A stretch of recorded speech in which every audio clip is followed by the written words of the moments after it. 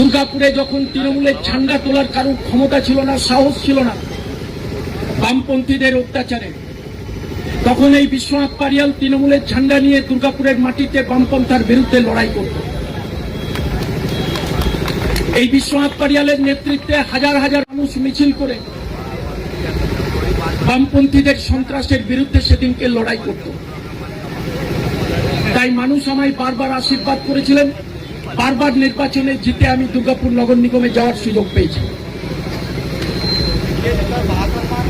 আজকে আপনারা জানেন প্রায় গত 5 বছর ধরে 2021 সালের পর থেকে আমি কোনো রাজনৈতিক কর্মসূচিতে পার্টিসিপেট করতাম না।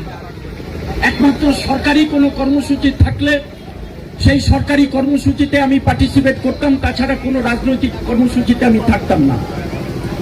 প্রতি মুহূর্তে অসম্মানিত হয়েছে, অপমানিত হয়েছে এবং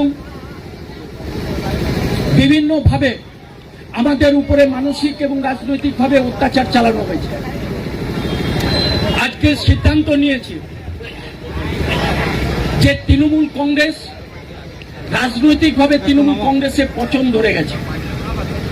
আপনারা যারা রাষ্ট্রবিজ্ঞানের ছাত্র, একটা রাজ্য সুস্থভাবে চলছে কি চলছে না সেটা প্রমাণ হয় কয়েকটা জিনিসের উপরে ভিত্তি করে। শিক্ষা, স্বাস্থ্য, শিল্প, কৃষি এবং সাহিত্য, এই 5টা জিনিসের উপরে ভিত্তি করে বোঝা যায় পরিষ্কার যে রাজ্যটা সুস্থভাবে চলছে কি চলছে না।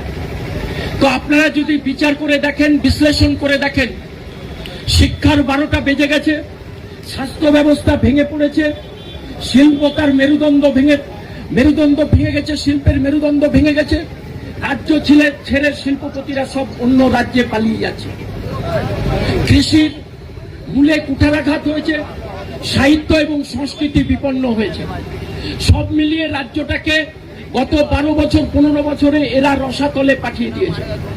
তাই আজকে সিদ্ধান্ত নিয়েছি যে তৃণমূল কংগ্রেস আর নয়, আমি তৃণমূল কংগ্রেসের পরিবারকে ছেড়ে দিয়ে একটা ভারতীয় জনতা পার্টির এই পরিবারে নতুন সদস্য হিসাবে আজকে যোগদান করলাম।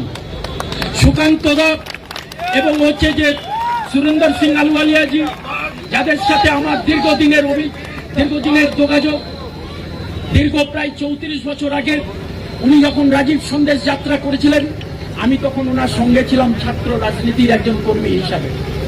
সুকান্ত দাকে আমি টেলিভিশনের পর্দায় দেখেছি। অধ্যাপক মানুষ, অত্যন্ত দক্ষ এবং অত্যন্ত রুচিসম্পন্ন সংস্কৃতি মনস্ক মানুষ। তার প্রত্যেকটা বক্তব্য আমাদের মধ্যে শিহরণ জাগায়, আমাকে আলোড়িত করে। আজকে তাকে পেয়ে আমি আপ্লুত, সুরেন্দর দাকে পেয়ে আমি অত্যন্ত আপ্লুত এবং এখানে দাঁড়িয়ে কথা দিচ্ছি, টিল মাই লাস্ট ব্রেথ দুর্গাপুরের মাটিতে দাঁড়িয়ে তৃণমূল কংগ্রেসের বিরুদ্ধে, অন্যায় এবং অত্যাচারের বিরুদ্ধে, যারা নারীদের সম্মান দিতে পারে না, যারা রাজ্যটাকে রসাতলে পাঠাচ্ছে, তাদের বিরুদ্ধে লড়াই চলবে। আমি দুর্গাপুরের ভূমিপুত্র, দুর্গাপুরের সামগ্রিক উন্নয়ন চাই, দুর্গাপুরের মানুষের কাজ চাই, দুর্গাপুরের মানুষ যাতে শান্তিতে থাকে তার সেই ব্যবস্থাটাকে নিশ্চিত করতে চাই, কিন্তু পারিনি করতে। দুর্গাপুরটাকে তুলে দেওয়া হয়েছে কিছু শিল্পপতি, পুঁজিপতিদের হাতে তুলে দেওয়া হয়েছে। দুর্গাপুরটাকে বিক্রি করে দেওয়ার ষড়যন্ত্র চলছে। তার বিরুদ্ধেই রুখে দাঁড়িয়ে আমাদেরকে প্রতিবাদ করতে হবে। আর সেই প্রতিবাদ করার জন্য আজকে ভারতীয় জনতা পার্টির এই মঞ্চে এসে দাঁড়িয়েছে। আশীর্বাদ করুন, আপনাদের স্নেহ ভালোবাসা দিয়ে ভরিয়ে তুলুন। আপনারা এই দল যেভাবে আমায় ব্যবহার করতে চাইবে, যেভাবে নির্দেশ দেবেন সুকান্ত বাবুরা, সুরেন্দ্র বাবুরা, লক্ষণ দ্বারা যেভাবে নির্দেশ দেবেন, সেই নির্দেশকে সামনে রেখে দুর্গাপুরের মাটিতে আন্দোলনের